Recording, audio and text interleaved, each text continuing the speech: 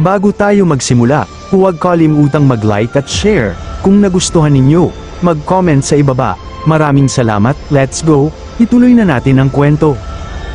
Mula sa labas, makikita ang karatula ng tindahan ni Changqing na hinahapluan ng liwanag ng araw. Dagdag pa ni Ye Changqing, bagamat paminsan-minsan ay tumatanggap ang tindahan ko ng mga produktong galing bundok bilang kapalit, hindi kami kailanman tumatanggap ng baboy ramo. Nang marinig ito, bahagyang napailing ang binatang si Chanming at malalim na nag-isip, aniya, hindi ito mga baboy ramo, mga haring demonyo ito, at tinatawag niya lang silang baboy, na baliw na ata ang utak ng taong ta, at saka, gusto pa niya atang tulungan ko siyang linisin ang mga patay na katawan ng mga demonyong hari sa kanyang tindihan.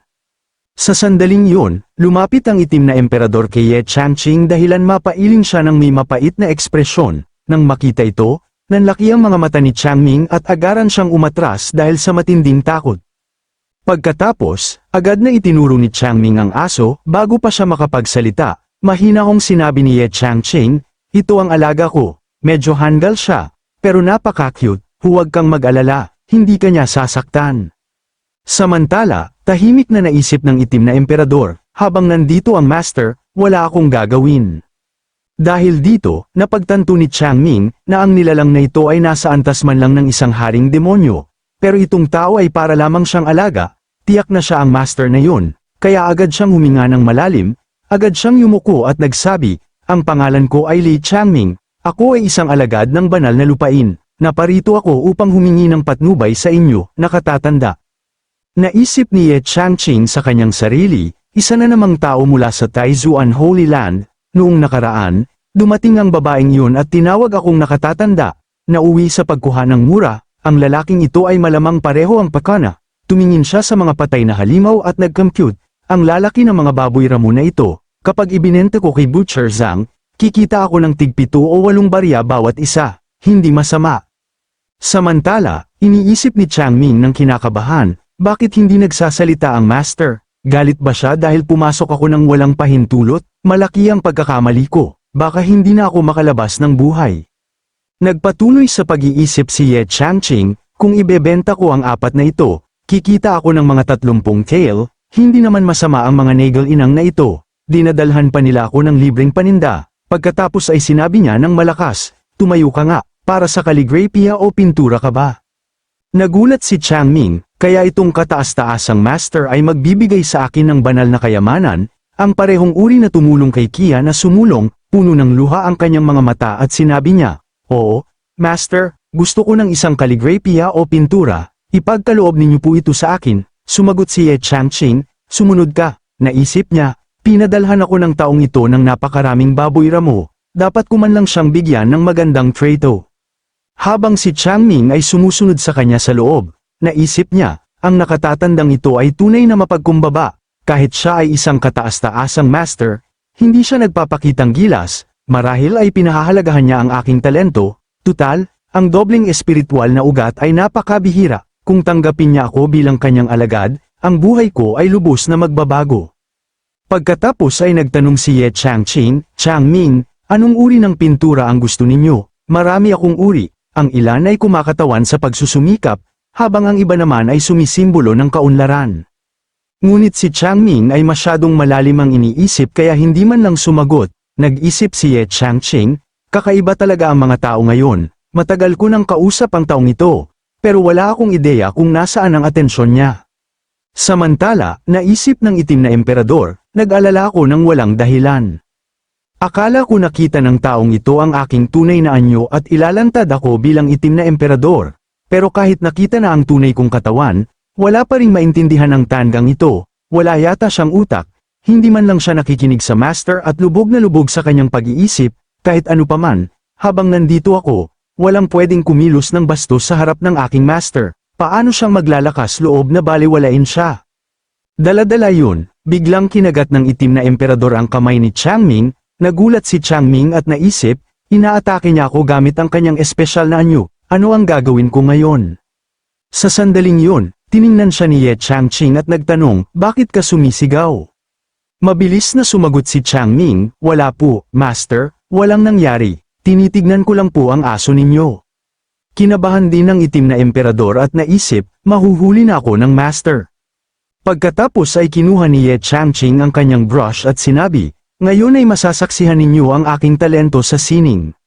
Nang malapit na siyang magsimulang magpinta, pumasok si Prinsesa Yan sa tindahan at sinabi, nakatatanda, inilagay ko na ang mga gamit sa lugar na sinabi ninyo. Ngunit nang makita niyang malapit nang magpinta si Ye Changqing, sumugod siya ng puno ng sigla. Gagawa ang master ng isang obra, kailangan kong panoorin ito, malaki ang maitutulong nito sa aking paglinang. Sinabi ni Ye Changqing, Prinsesa Yan, kailangan ko ng mga kulay, ipasa ninyo sa akin ang kaong yon. Agad niyang sinabi kay Changming, umurong ka, hayaang makakita ako ng maayos, pagkatapos ay dinala niya ang kahon ng mga kulay.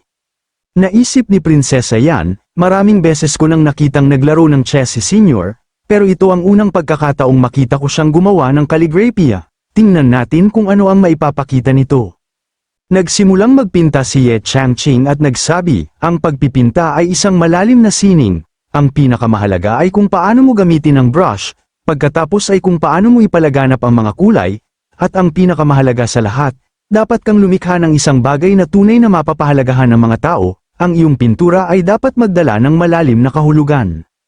Naisip ni Prinsesa Yan, si Ginoong Ye Changqing ay pumasok sa isang espesyal na estado habang gumuguhit, kahit siya ay hindi namamalayan kung paano gumagalaw ang kanyang mga kamay.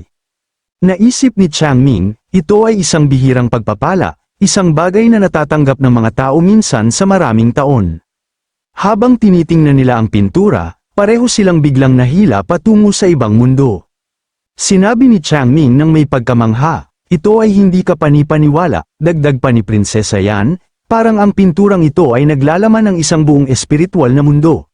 Ang paghinga lang dito ay nakakapagpaga ng aking pakiramdam, nagpatuloy si Changming, nararamdaman ko ang pagkalat ng enerhiya ng yin at yang dito, walang nakikitang kulay, ngunit ito ang tunay na kakanyahan ng kulay, isang mundong walang kulay na puno ng dalisay na kapangyarihan. Pagkaraan ng ilang sandali, ibinaba ni Ye Changqing ang kanyang brush at sinabi, sa wakas, tapos na, medyo natagalan yun. Nang tumingin siya sa gilid, nakita niya na pareho silang gumagawa ng kakaibang ekspresyon, naguluhan siya at sinabi, ano bang problema nila? Tinapak niya ang kanilang mga balikat at sinabi, gising, Ginoong Changming, ilang beses kayong inatake sa loob lamang ng isang araw, mapanganib yun sa inyong katawan, dapat kayong magpagamot. Magalang na sumagot si Changming, nakatatanda, ang inyong antas ay pambihira. Malaki ang pakinabang na natamo ko sa pagmamasid lamang sa inyo. Paalang bahala ni Ye Changqing, walang espesyal dyan, hindi ko deserve ang ganyang papuri, pero sa loob, naisip niya, sa wakas, may nakaka-appreciate ng sining ko, lahat ng iba ay walang kwenta lang ang tawag dito. Tiniklap niya ang pintura at iniabot kay Changming, ito ay para sa iyo. Punong-puno ng pasasalamat na sinabi ni Changming, salamat, nakatatanda. Pero maaari ko bang itanong, ano ang pangalan ng pinturang ito? Sumagot si Ye Changqing ng casual, ito ay isang regalo, tawagin natin itong mapagbigay na regalo.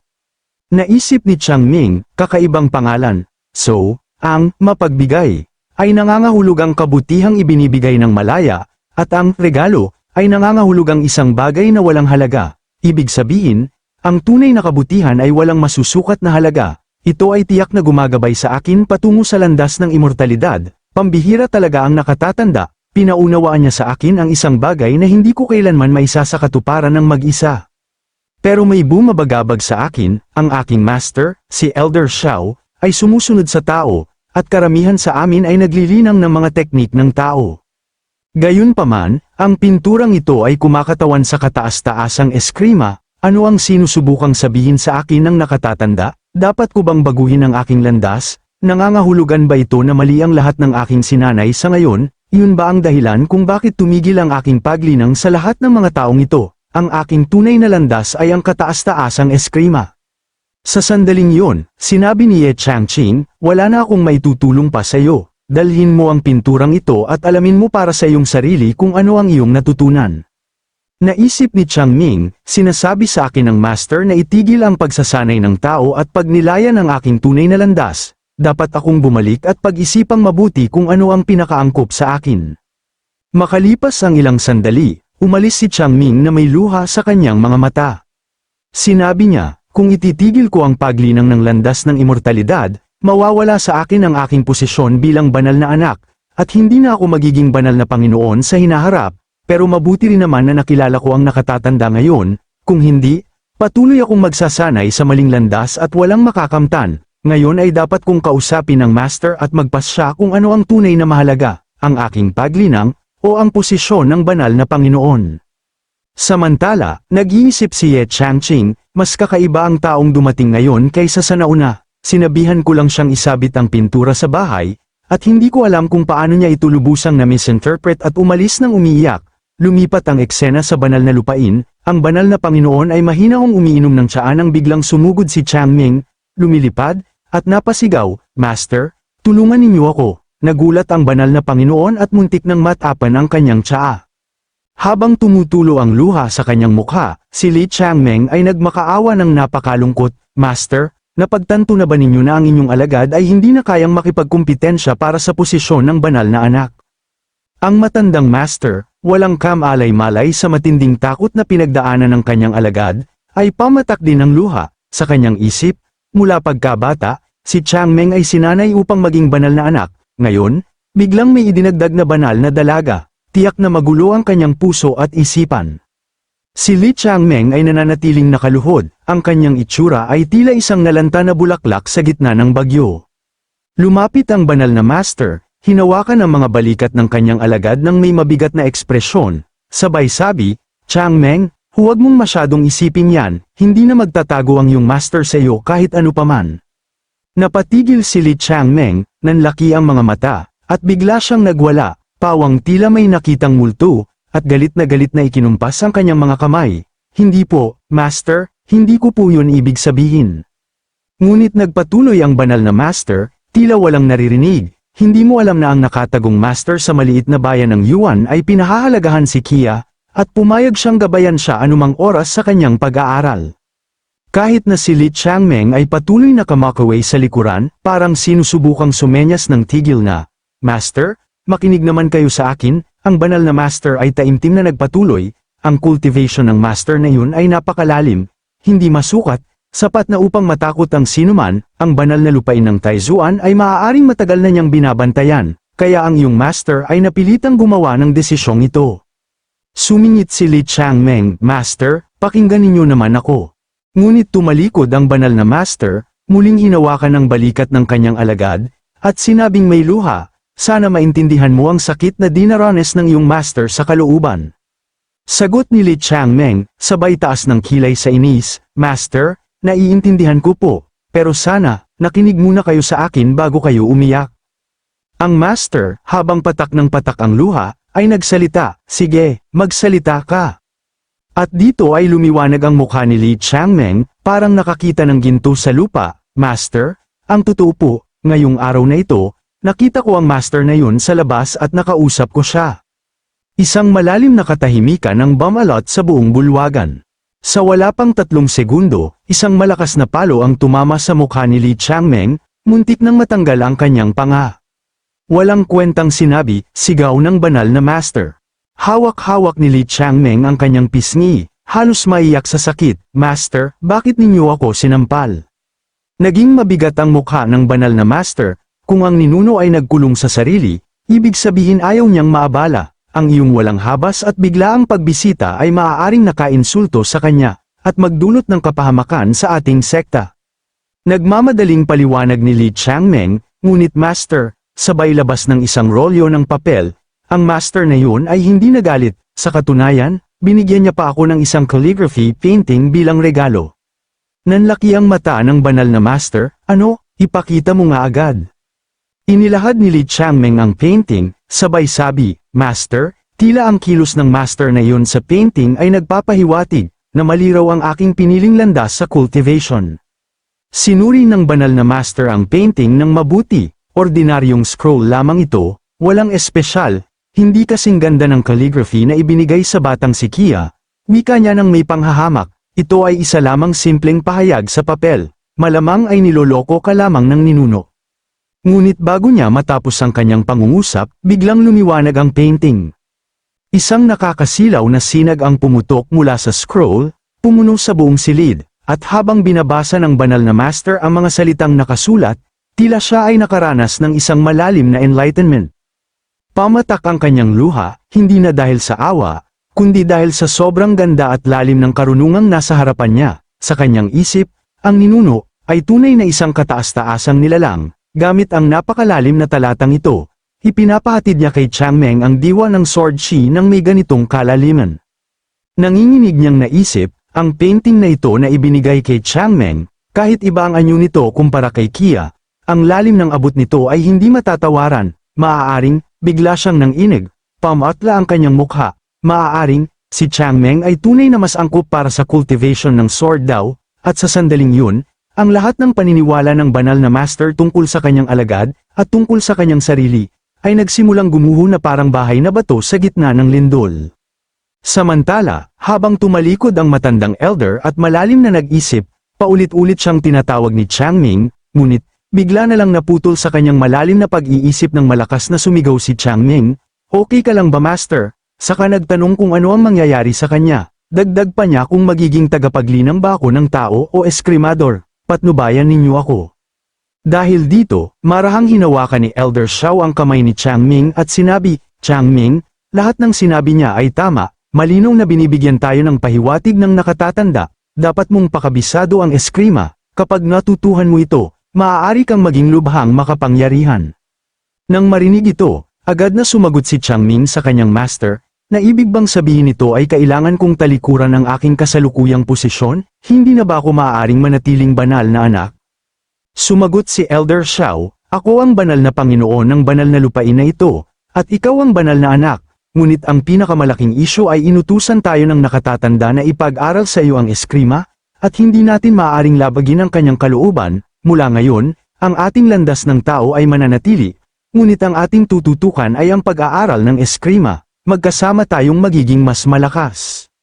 Punong-puno ng pasasalamat na sinabi ni Changming, "Master, napakabuti ninyo." Tumango si Elder Xiao, "Maaari ka nang umalis." Nagpaalam si Changming at umalis. Dagdag pa ni Elder Xiao, "Changming, tandaan mo ito, magsanay ng masigasig, malaki ang tiwala sa iyo ng iyong nakatatanda, dapat mong tuparin ang tiwalang iyon." Matatag na sumagot si Changming, "Master, huwag kayong mag-alala. Ibibigay ko ang aking lahat." Pagkatapos, tumalon siya ng isang beses, sabay sakay sa kanyang espada, at lumipad palayo na tila isang bulalakaw sa kalangitan. Ang banal na master ay napaluha muli, ngunit sa pagkakataong ito, may halong pag-aalinlangan at pagmamahal. "Tandaan mo ang inaasahan ng matanda para sa iyo, Changmeng." Mula sa itaas, sumagot si Li Changmeng, "Naiintindihan ko po, master." Di nagtagal, ang mga elder ng Taizuan ay biglang tinawag sa pangunahing bulwagan.